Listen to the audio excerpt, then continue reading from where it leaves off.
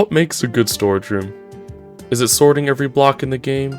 Is it having a super cool world map in the center of it? Or is it having utilities like a giant furnace array built into the side of it?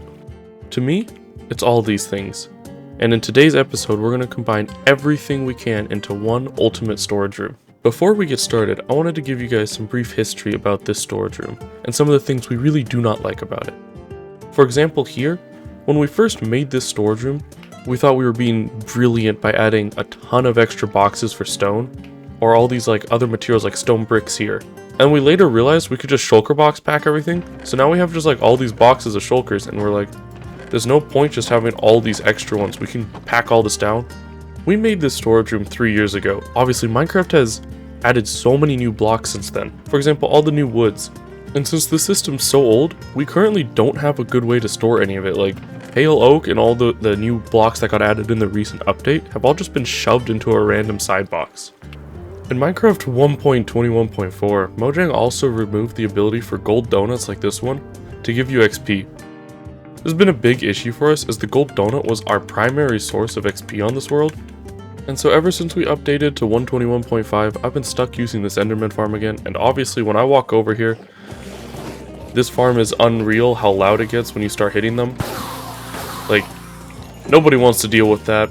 There's so many better sources of XP in the game, and today we're going to be building one of those. Now you might be wondering, how are we going to build an XP farm in a storage room? Well, we are going to be using the way that furnaces store XP.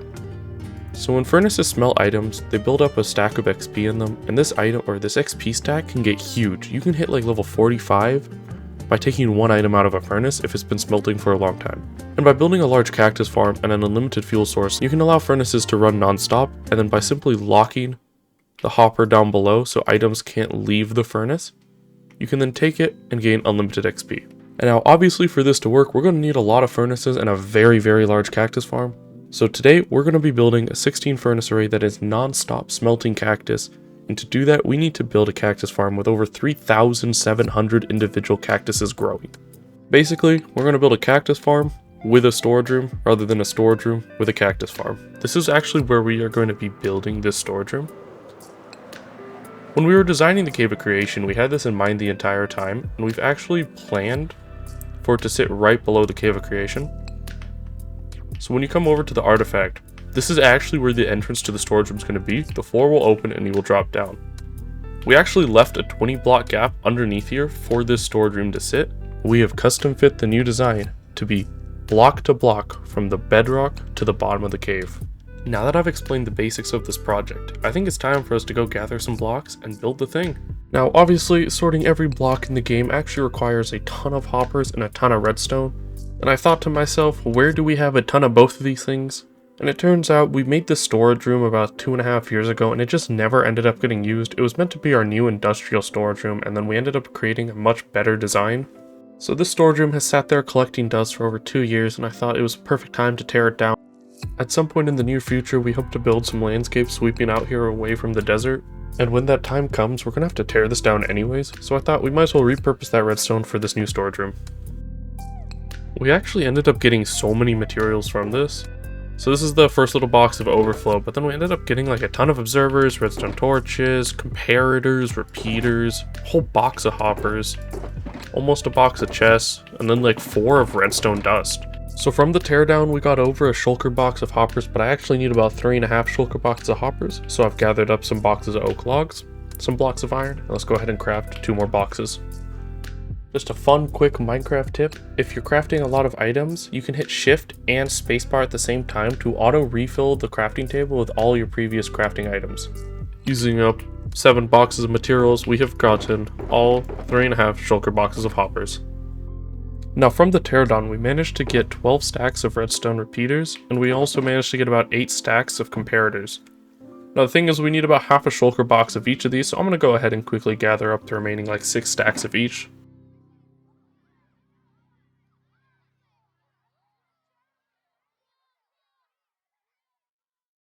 And that is redstone repeaters and redstone comparators done. Now, apart from the dust, that is actually the majority of the redstone done. There's like a few stacks of just random things, like a few observers, some pistons, and some other things to make some of the farms work. but we'll get to that later. I'm just going to go ahead and gather all of that up right now, and we'll be done with the redstone components. And that is the remainder of all of the redstone components. We had to get a bunch of torches, but we actually basically got all of that from the teardown. We only needed to craft 4 more stacks. Then there's just a few dispensers, sticky pistons, blocks, just everything, all the little details you need to make all the farms. Now there's actually nothing too crazy in this build in terms of block gathering, but the cactus farm we made for some reason uses 13 boxes of green stained glass panes. And as you can see, we don't actually have that much green glass. I wonder if we have any normal glass. Nope, we're basically out of everything, so we're gonna have to go smelt up some more, but we just built this brand new super smelter, so let's go ahead and put it to the test. But first we need to go get some sand, so we're gonna go ahead and run the concrete duper for a little bit, except this time we're gonna be running sand. And after a little bit we'll get like, I don't know, 10, 12 boxes of sand, and then we'll go ahead and smelt them up. And after a little bit of AFK, we've managed to get a bunch of shulker boxes of sand. We're just going to go ahead and turn all of this to glass because I'm sure I'll need it at some point. This isn't how much we need for the project, but we might as well just get it all done right now. And this is my first time getting to use our new super smelter in a video. So let's first turn on the carpet duper. Next, let's set the minecarts running and turn the forge on. Oh, this is never, I'm never going to get tired of that. Just watching the lava flow in. This was such a cool project. If you guys haven't seen it and you're new to the channel, my last video was building the new super smelter here. And let's just go ahead and, so that's the output. Let's throw all of these into input. And we're just going to sit here in AFK for a while. This is actually our own furnace array design, and if you are interested in it, there's a lot more information about it in the last video, as well as a link to the redstone download in my own Discord. I posted a lot of information in there of some of the other farms we make. So if you are interested in checking out this furnace array, go make sure to check it out there. Alright, and a little bit of time has passed, and just like that, we have, how many is that, 22 shulker boxes of glass. So let's grab all of those, and let's go ahead and turn off the system. That turns off the duper, and then let's go ahead and turn off the forge. It's so cool watching everything refill. I'm never going to get tired of that. Alright though, now that we have all of this glass done, it's time to go turn it all into green glass and green glass panes. So after a little bit of crafting, we managed to get all 4 green stained glass boxes and all 13 green stained glass pane boxes. We did have to get one extra one with like a row of extra ones. But on our way over to the Cave of Creation, I thought we'd quickly swing by the industrial storage room, as we do need 4 shulker boxes of green wool. And this is on the way, so we might as well just come over here and then grab ourselves 4 of those boxes. And that is the 3 biggest blocks in this build all checked off. I've managed to gather a few more blocks. We got all of the chests required for this build. As it is a storage room, we need a ton of chests, so I had to run the wood farm a little bit for that. Swung by the industrial storage room again, grabbed 4 more shulker boxes of wool. We got 4 pink this time. It's just what we used to do the redstone wiring in the back. I don't know why we used pink, but we ended up using pink. And then I also had to fix our froglight farm, as apparently it broke in 121.1. But because I fixed it, I was able to get all of the froglights required for this project as well. One feature we thought would be really cool with the storage room is taking advantage of soul speed. Oi. We thought having built-in speed potions into the storage room would be really, really cool. So to do that, we're just going to add a layer of soul sand underneath all of the slabs in the storage room. That will make it so we can move around super fast and access all the blocks, because the storage room is going to be huge. So currently I am flying back over. I have just done another massive run of blocks. I just want to hop over to the material list and show you guys how many I've checked off. And so we're up to here. We have a few left to go. Hopefully we'll finish this up here shortly, but that is a whole inventory of shulker boxes done. Now you might be wondering why I'm not showing all of this on screen. It's just this video would actually end up being like 35 minutes long if I walked through each one. Plus I think it would be very boring if I was like, and now I made a box of composters. And with these last 4 boxes, we have successfully finished block gathering for this project. Thankfully this project was nowhere close to as bad as our last few have been. But that being said, this is still a lot of blocks, so let's get to placing them. Starting out with the middle dish here, this is not going to stay froglights. This is going to be where we keep our world map. We're just going to be copying over the world map from our last storage room and bringing it over. We absolutely love planning with it. Whenever we're suggesting new build ideas, someone just kind of stands on the map and is like, what if we put a castle right here? And then we're like, During the shot, you're also able to see all the soul sand going in. This is just how we're able to move around the storage room so quickly. I'm thinking I might try and find a way still to add speed 2 beacons, because with soul speed 3 and speed 2 beacons, we're going to be cruising. Also, unfortunately, the shot of the chest going in kind of got really pixelated and choppy. I'm not exactly sure why, but it's the only shot I have of the chest going in, so it was either this or a fast jump cut. But now that we've placed in the chest, we're able to start working on the item filters. So this is a really simple setup. We did the exact same one in our last storage room. The only difference with this one is we're not using water streams anymore, because we found with servers and server lag, items had a tendency to skip filters with water streams. So in this storage room that's meant to be an improvement of everything we didn't like about the last one, we're hopper chaining the entire thing. And so far with a bunch of testing, no items have skipped that shouldn't have skipped. I actually streamed the entire building process for the storage room over on Twitch. You guys kept me on my toes the entire time, clowning me every time I fell off, but I love hanging out with you guys, and I really appreciate everyone who swung by. If you're interested in swinging by for my next live stream, it'll be this entire weekend after this video goes live. I'm going to be live from Friday through Sunday, hopefully at least 5 hours a day. So come say hi. Next, here we're adding in our little 32 furnace array. It's funny that 32 seems small now, but it is. This is just going to allow us to smelt smaller stacks of items, as the other one only takes shulker boxes. So here we're going to be able to smelt like 32 to 64 of an item very quickly. While I was working on that, Cybark went ahead and made the shulker box unloader. That's going to help us put all of our junk boxes into the system without us having to manually unload shulkers. And this complicated mess of hoppers and water streams is the start of the furnace XP farm. This is where the actual furnace XP part takes place, and this can be right in the wall in the corner of the storage room. Moving on to Giant Cactus Farm 1. Each of these cactus farms I think is like 1,750 cactus, or maybe it's like 1,900. It's a lot and a lot of cactus. I actually did experiment with a bunch of other farms on stream. We tried a massive kelp farm, but the amount of extra redstone it added for almost no actual gain would have made this area lag so much more than it already does with all of our chunk loaders. The only downside that kelp would have had as a benefit would have been the fact that I could have put it through smokers instead, which would have allowed us to build XP stacks twice as fast. But with this last layer, we have finished Cactus Farm 1 and are ready to start Cactus Farm 2. It's so funny that all we've done is built the item filters and the cactus farm, and at this point we're about 70% done with placing blocks.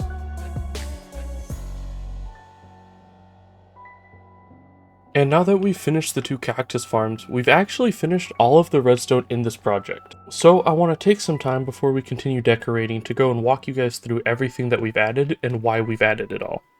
So the biggest one is obviously the cactus farm. We've already explained that this is an XP farm, and I just want to quickly demonstrate how insane this thing is. So for example, I have this basically fully broken elytra. I just walk over here. Let's do this one because it's going to be done sooner. I lock this furnace, so that way that hopper underneath can't pull the green cactus dye out. And then all I do is I pull that out, and I instantly repair my tools. This is so stupidly cool. Next, let's go ahead and talk about this corner. This is going to be where we input items into our storage room. So this left side is going to be for loose items, and this right side is actually a shulker box unloader. So if we fly back here, you can see we'll unload shulker boxes and dump all of those items into the same water stream that will then go and filter through our whole system. Now you might have noticed there's also this other water stream on the back. We've set it up so all of the empty shulker boxes get popped and thrown into this storage, which is where we're just going to store all of our loose shulker boxes, and we'll just backfill it with new ones that get emptied out. And while we did set up that awesome super smelter last video, if you haven't seen it already, I recommend you go check it out. I love how that project turned out. There's a bunch of times where you have like 30 items you need smelted, like some dye for dyeing something, or just a little bit of glass for a project. So we've gone ahead and added a 32 furnace array into the wall right here. And that is just going to be running off of a carpet duper, which is hooked up to that switch, and that will turn on the duper to fuel it. We'll be coming back to this little contraption shortly, so don't worry, I haven't forgotten about this corner. And in the last corner, this is going to be our utility setup. So in the back right here, this is a little autocrafter setup that's been hooked up to, I think, this box right here. And the way this will work is this will be full of firework rockets so we can fly around with our elytra, and anytime the stack in the hopper gets reduced, it triggers an update to the autocrafter and it will craft more rockets. This is just because if you check our statistics, some of like my items crafted, I've made 37,000 firework rockets on this world, and Cybark's made another 30-something thousand. So we're just ready to not have to deal with crafting these ever again. So we're going to pile this up with sugarcane and gunpowder and hopefully just never have to craft again. Now, apart from that one box, the rest of these are going to be full of little utility things like all of our spare tools, our spare armor, shears, flint and steels, beacons, stuff like that, or sponge also, just things that we use all the time for projects that are annoying when they're buried deep in the chest walls. So yeah, that's what all the corners are going to be doing. In the middle here, this is where our world map's going to go, so no, that will not stay Froglight. We'll be moving the world map over. And hopefully from this storage room will be the time that we actually finish this world map. One of our main goals for this world is to eventually fill the entire map. And in the last few years, we've gotten pretty good at filling out a good chunk of the east side. By moving the storage room now to the center of the world, we hope it will help us fuel expansion everywhere else. But with all of that being said, there is actually one block we have not yet gathered that I haven't talked about. Now in the world tour, a lot of you guys were really big fans of this storage room, and we thought we'd pay tribute to it by doing another Nether Star roof in our new storage room. And while I'm not going to do another 3 stacks of Nether Stars, I'm not going to skimp out on you guys. I will do a stack of Nether Stars in this roof. So coming over to our craziest farm on this world, which is our Wither Skeleton Perimeter. For all of you who said we cheated in all those Nether Stars, if this isn't proof we didn't, I don't know what is. But just like that, we're just going to start farming a ton of Wither Skeletons.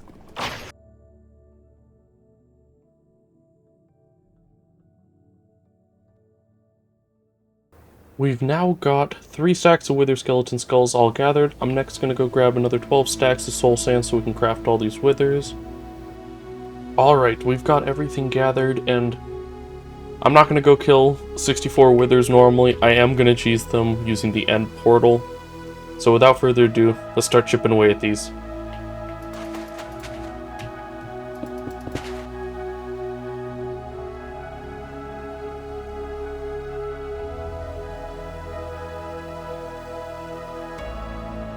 And just like that, we have 64 Nether Stars. Now, I think I might have calculated the soul sand wrong. I think I said 3 times 4 is 12 instead of we need just 4 stacks of soul sand. But with the Nether Stars done, we are good to get back to work and finish this project off. So I wasn't planning on making a clip on this, but I've been having trouble with Nether portals for about the last 6 hours, and I might have just figured out a possible solution. So I just wanted to update you guys as to what I've been doing. Basically, for this cactus farm to be effective, we actually have to chunk load a huge portion of it, so I've made 6 chunk loaders that load this cactus farm. This is because I have to load the water stream. Otherwise, Cactus backs up and can crash the server, and I learned that out the hard way the other day when I only loaded the Cactus farm but not the water stream, and a mountain of cactus caused me to go down to like 2 FPS. But the problem I've been having is since the Y height is so low down, it's been causing nether portals in the nether side to link to the wrong spots. When I come through to the nether side, you can see here why I'm having so many problems, as these chunk loaders are legitimately 2 blocks apart. Now the other problem is the fact that my main portal into the storage room is like right here, and actually if I put it where I want it to be, it's about right here. This portal I'll show you in a second. So starting off, I actually really wanted it to be right here, and I still want it to be there as that makes the most sense in our storage room. But then when that didn't work, I thought I could settle to putting it at the end of the hallway, and I adjusted the end of this hallway to fit it. But even that was deemed too close, and I found the closest I can get it is right there, and obviously that's just not ideal. And then it hit me when I was going to bed last night that I could maybe just raise all of these ones up to like right below the nether roof and then put this one back, and it might work. So we're gonna go try that now. So at this point, I've tried literally everything that I can think of, and I am still breaking things. These portals will not link. When I light this one, it causes issues, but I found that if I lower this one to the bottom of the bedrock here so it's in line with these ones, then I can light it. Which has led me to one possible idea, which is I reduce how effective this cactus farm is. But I actually raise these portals and put them inside the cactus farm, so we will lose some efficiency. But if I get these ones to sit at the same height as this one, I think that I will be able to link all my portals up. Okay, so this solution is terrible, but it is what it is. I have set up the nether portals so they are actually within the cactus farm. So if we go down here, you can see there's another one here bouncing around. And as far as I can tell, as ugly as it is, it's actually not impeded the cactus growth like in any marginal manner. So our XP farm is still going strong. I raised this one up there. I'm going to go through and delete all these ones underneath. The only other downside to this is that this portal right here, which links to the top, is actually meant to be a much taller portal. It's meant to go up to about here, but for some reason when I raise the height of the portal, it then forces it to link there. So I guess the portal height plays some role in its connections. So while it's not at all ideal, it does work for now, and I will figure out some better way of hiding all this once I do a nether roof build that'll be upcoming probably within the next 6 months. And once I get that done, all of these chunk loaders will all be hidden, and this one will be standing out more. I didn't know how to show any of this part, however on stream we went ahead and spent I think like 3 streams straight and totaled like 15 hours placing in item filters. But now all the item filters are done for the entire storage room, and we actually started sorting everything while we were still working on this project, which was super convenient. Whenever I was missing something, I could just literally go into the storage room. But coming back to the actual project, here we finally get to start decorating again, so now we're going to do the floors first. I went with this weird slab pattern. It was hard to come up with a cool design using just half slabs due to the limited color palette, but I ended up really liking this like giraffe pattern. Moving on though, we finally get to continue on with the walls. I'm gonna get to cover up all of that messy redstone with some nice detailed gradients. For this build's color palette, I thought an earthy tone would be perfect, as since it's right below the Cave of Creation, I wanted to continue to bring that lush feeling down below and make it all feel like it's part of the same build. I went ahead and made some simple end cap designs on either side. I tried to use all these hidden lighting techniques everywhere to try and really make it feel warm and fuzzy in here. So now I get to show you guys it without night vision on because I'm going in and adding all the lighting techniques. This is one of the few builds that I've ever done that I actually think looks just as good without shaders as it does with shaders.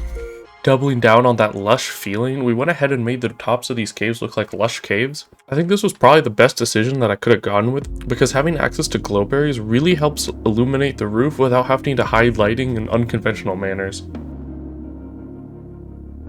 And lastly here, I felt like Michelangelo, because I was going around painting the roof of the storage room just like the Sistine Chapel, even had all the scaffolding out and everything. And now for the first time, I get to show you guys this build in all of its glory.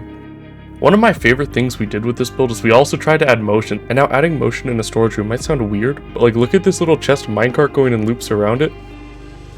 It's just the little details that really bring this together. A couple other things we carried over from our last storage room. I love the cardinal directions on the walls. It really helps me orientate myself and figure out what hallway is what, so we got like north, west, south, east. We also brought over all of our shrines, like one of the horses we lost almost a year ago to the day. Joe Slime also made it. I don't know where he is. He likes to hide in the vines. Let me turn on hitboxes real quick. Oh, it's a little messy with all the maps, but there he is. He likes to hide in the little vines. But Joe Slime now has a massive enclosure and he's not confined to his little box. But now that we've finished this project and there's all these shulker boxes laying around, I get to show you guys how awesome having this new storage room is. I'll finish cleaning this up later, but like we'll take these set, and so this is our random input for if I had like loose items, but for the junk shulker boxes, I can just throw all of this in there, and all of this will be sorted. And then once we finish sorting all of those boxes, they all just end up filtered into here. And as you can tell, we've filtered a lot of items in. I think we've probably moved, in my estimates, over 2 to 3 million blocks. While I was recording that clip, I realized you guys probably heard that ticking sound. So we're now using a dropper column to filter all of these items.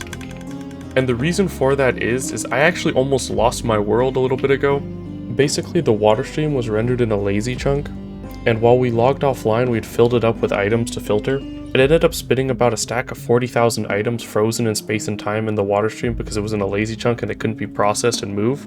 And whenever anyone got close, it would just instantly crash the server. However, we were both spawning in here, so we couldn't move, which ended up giving us two options. I could, in console, forcibly delete all entities off the world, or I could roll the server back a day, but we had just had a 10-hour day of playing Minecraft. I had like a 7-hour stream, and then I'd logged back on later in the day and kept working on it. And the idea of rolling back 10 hours of progress just wasn't appealing to me, so we ended up logging in. We managed to get a screenshot of some of the item column, and we spawned back in about 3 shulker boxes worth of the items that were deleted. The way I got the exact numbers is when I deleted the entities, I was actually able to get an exact number of each block. But in the end, we only spawned in about 4,000 of the like really painful to get items. We left the rest just for the sake of trying not to cheat anything. It was just like, I didn't want to go gather another shulker box and magma blocks for no reason. Just telling you guys all this because I want to be completely transparent when I'm making content. I've seen some YouTubers where they hide everything they do, and I don't want to do that. I want to be transparent. I want to tell you that I play this world how I want to play it. Another example of that is these nether stars. Obviously, they're in item frames, but you can't get invisible item frames in vanilla Minecraft. So we have a rule on our server where if we want invisible item frames, we just go and despawn the same amount of the invisible ones and we can spawn them in. So for this roof, I needed a stack of invisible item frames, so I just went out and I threw out a stack of item frames. Now let's talk about a couple other things. One thing that got added really recently is we added a tiny little sugarcane farm. This actually feeds into the auto crafter, so now we don't even have to gather sugarcane, we just need to gather gunpowder, and we're probably going to add more chests here and just make it so we just never have to craft this ever again. And then for the first time ever, we actually have boxes for all of these things. Like we have a box for just dyes, we have an armor box for all of our elytras, a tool box, an enchanted book chest, potions box, little random rare items box. That might seem normal, but this is brand new to us, and I'm so happy about it. And then over here, I wanted to show you guys the overflow area. This will probably become a much nicer setup at some point. I haven't designed a room for this yet, but I probably will make something small to go around this. But basically, anything that doesn't get filtered ends up in the overflow here. And at some point, I'll probably go through this and like look at things like amethyst stars, for example, something that we get a lot of stacks of, and go ahead and give it its own unique box, because with the storage room, there's actually so much extra room. That's the worst hallway to give an example of for this, but on a lot of these, we purposely left a ton of space for a future expansion. As in our last one, it would have been a pain to expand this one. It's as easy as just quickly remove one and add a new item. You guys might be also wondering how we're actually going to get into the storage room, as I haven't shown anything besides the nether portal. Well, what's awesome is we've now linked it up with a skulk sensor, so you just walk up to the artifact and you drop in. I'll probably add like a scaffolding right here or something, just something that I just won't take fall damage from. But that is going to be our main entrance, and you can't even see it when you look up. But Penguin, how are you going to get out? Well, right through this nether portal is this little player launcher. This is going to have 8, I think, wind charges that launch you about 100 blocks up to a point where you are flush with the rim of the cave of creation. It should launch you to right about this height. But before we can do that, we need to go make a breeze farm. And that requires me to go to a trial chamber for the first time ever. So this was my first time ever at a trial chamber, and I have to say, they're a really cool addition to the game. Apart from that though, building a breeze farm is actually really simple, as you can see here. And I definitely should have recorded more of this, as it led to some really funny moments. So we ended up getting crazy lucky. We went to about 7 different trial chambers and we're hunting for breeze spawners. From what we've gathered, it seems like you can spawn anywhere from like 2 to 5, maybe 6. I have no idea what the upper limit of breeze spawners is. But we found one that had 5, the rest were at like 2 or 3. So we ended up settling on the one that had 5. Built 5 little farms, a minecart rail that goes through all of them, and it seems like breezes spawn whenever you're visible to the spawner. So by making a big loop, we're able to AFK all 5 of them. But the farm as a whole is incredibly easy to set up, and I was pleasantly surprised by how many breezes we're getting from this. As you can see here, we only have the 1 collection room despite using 5 different breeze spawners, as we put the portal right smack in the middle of all of them. And after about a night of AFKing, we ended up getting about 3 rows of breeze rods, which is way more than I ever expected we would get from this. I thought this was going to be an absolute pain to keep our launcher running, but in reality, it shouldn't be too bad. But with all the breeze charges in place, I can finally show you guys what it's going to be like to exit our storage room. So essentially, we'll walk up to this portal, go straight through, hit the pressure plate, and we are instantly level with the top of the cave of creation. I absolutely love how that turned out. I really hope it doesn't become too much of a pain to keep that full of wind charges. But with how efficient our farm is, I don't think it will be bad at all. But with an awesome exit and an awesome way in, I think we are done with this project. This new storage room has literally everything I hoped it would have, and more. We now have an XP farm, a furnace array, better sorting, better storage, better overflow, all built into one small, compact footprint. So once again, I will be live on Twitch the entire weekend after this video goes live. I'm going to try and make that a habit, so the Friday through Sunday after I post a video, I will try to be live the entire time. This time we'll be working on a Redwood Fantasy Village for Above the Cave of Creation Rim. If that sounds interesting to you, make sure to come say hi. Apart from that, all my builds are available on Patreon. The storage room will be thrown up the second this video goes live, and I hope you guys have a fantastic rest of your day.